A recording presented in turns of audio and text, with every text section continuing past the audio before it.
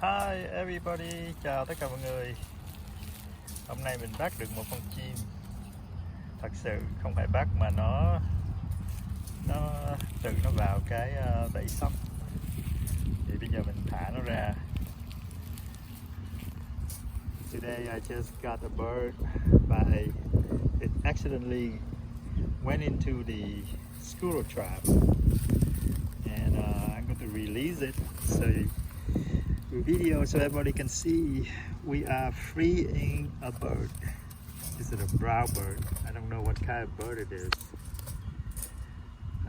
Con chim này con chim màu nâu, chắc nó cũng khát nước rồi. Bây giờ mình bắt đầu mình thả nó ra nha. Nó vô nó ăn miếng bánh mì. Nó vô nó ăn cái miếng bánh mì ở chỗ này nè, miếng mì ở đó. Bây giờ mình bắt đầu mình thả nó ra. We'll feed the bird right now so it can go home or go buy food. Hello little bird, let's zoom in to see it try to get out. Uh-oh, it's getting very nervous. Hello little bird, hello. It's so nervous. Okay. Oh, it's very fast too. So we're gonna release it. I don't know what kind of bird it is. If anybody knows, please make a comment. Nếu ai biết con chim này là con chim gì thì nhớ comment cho biết.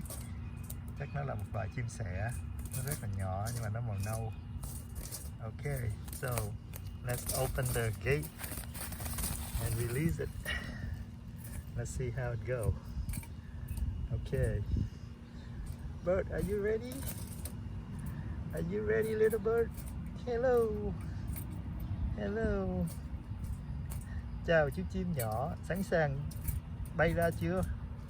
Bây giờ thả chú chim đi ra nhé. Okay, we'll free you right now. Okay. Are you ready? Okay, let's use the stick to open it.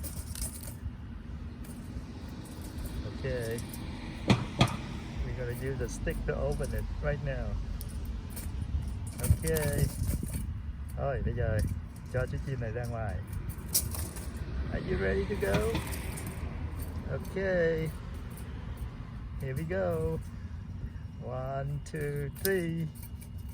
There. Oh, it's so fast. Okay. Bye bye.